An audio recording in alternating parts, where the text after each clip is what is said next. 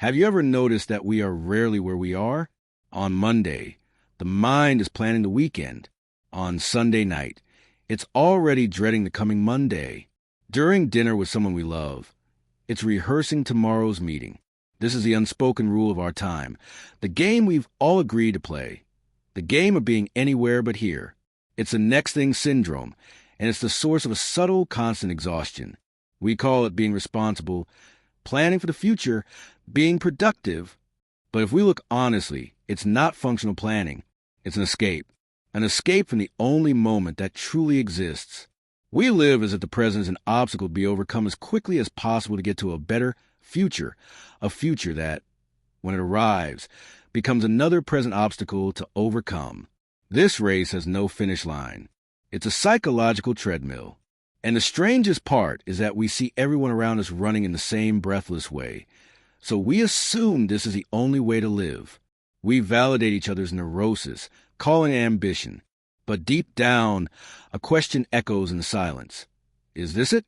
Just waiting for the next moment until there are no more moments to wait for? If this feeling resonates with you, know that you are not broken. You are just waking up to the nature of the game. And the good news is you don't need a new game, just a new way to play. If this search for a new way of living makes sense, leave a like and subscribe, because that's exactly what we talk about here. How to find sanity in a world that seems to have lost it. The mask we all wear in this game is that of the not-quite-there-yet self. It's an identity built on what we lack, on what the future will supposedly bring us. Peace, happiness, security. The ego loves this mask because it keeps it in control, always seeking, always planning, always in command of the mission for happiness. It feeds on your belief that salvation lies in time, in the later. But behind the incessant noise of this search, there is a music, a silent music. It is the pulse of life in the now. Eckhart Tolle, in his masterpiece The Power of Now, doesn't offer us a new philosophy, but a precise diagnosis. The primary source of our suffering is the identification with our mind and its obsession with psychological time.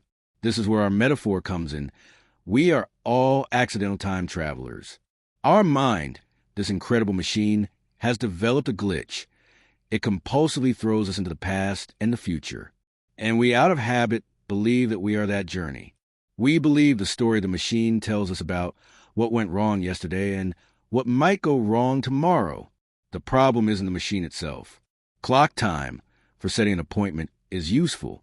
The problem is psychological time, which creates a fictional identity, the I that lives on memories and expectations.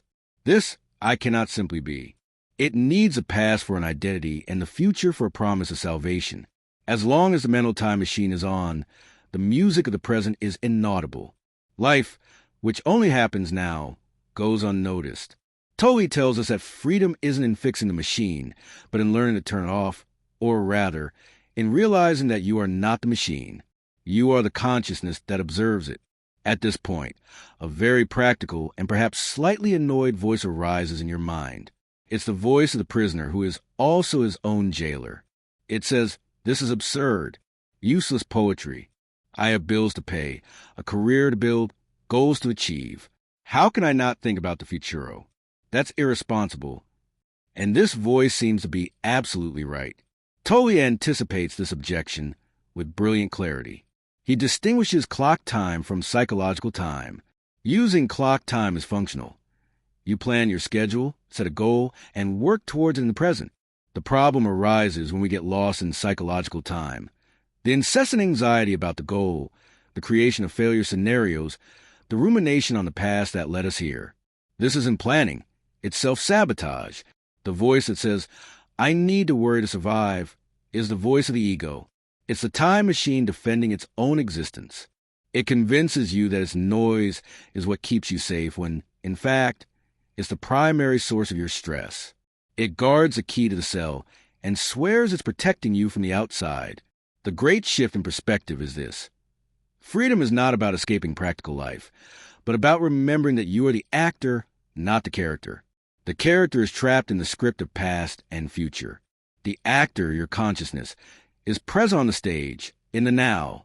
It can perform the necessary actions, pay the bill, go to the meeting, with total presence and effectiveness. without the weight of psychological baggage. Remembering this is crucial.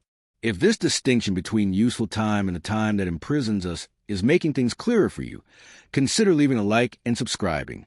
It's a simple gesture that helps us continue bringing these keys to more people who feel stuck in the same cycle.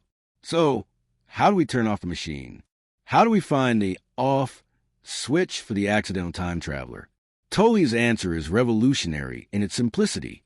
The antidote is not a complicated technique, a 10-step mantra, or a month-long retreat. The antidote is a portal that is already open, and the key is your own awareness. Let's do an experiment, right here, right now, for just a moment. Stop trying to get anywhere.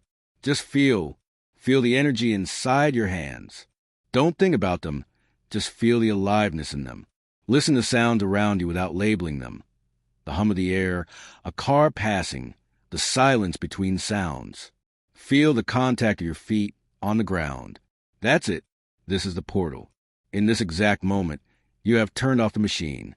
You are not in the past or the future. You are here, completely. You haven't stopped thinking. That's nearly impossible. But you have withdrawn the main fuel for compulsive thought, your total identification with it. You have become the silent watcher behind the thought. This practice is not about achieving a state of peace. Peace is not a goal. It's the consequence of being present. Whenever you feel the pull of future anxiety or the weight of the past, the invitation is the same. Come back to your inner sensations, to your breath. Use your body as an anchor in the now. This moment of pure observation is the antidote to years of mental conditioning.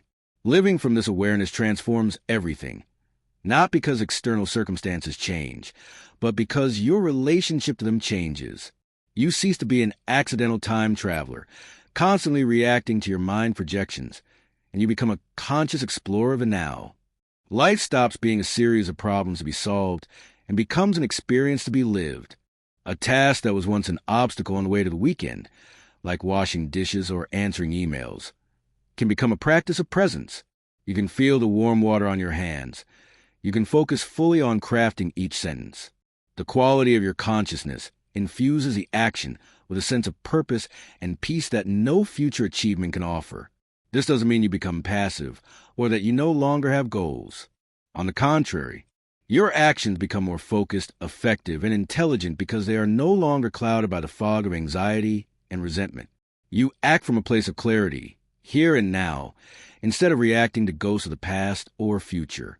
The rat race transforms into a conscious walk. The battle against life transforms into a dance with the present moment.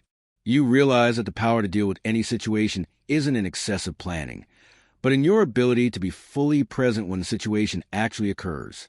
Because the future, when it arrives, will arrive as a now, and it is only in the now that you have any real power. We've been on a journey, from the exhaustion of living on the psychological treadmill to the discovery that peace is not at the finish line, but beneath our own feet. From the identity of an accidental time traveler, lost in his own projections, to the freedom of being the conscious actor, present on the only stage that exists, the now. The power of now is not a superpower you acquire. It is your most natural state, which has simply been covered up by layers and layers of mental noise. Tolle's proposal and our invitation today is not for you to become something you are not. It's for you to stop being everything that you are not. You are not your past story. You are not your future anxiety. You are not the voice in your head. You are the space in which all of that happens. You are the silence beneath the noise. You are presence. And the only moment you can reclaim that power is now. If this conversation has offered you a glimpse of that peace, a moment of clarity, I invite you to subscribe to the channel to continue exploring together. And I'll leave you with a question for your reflection in the comments. Does your mental time machine tend to take you more often to the past or to the future? Recognizing the pattern is the first step to turning it off.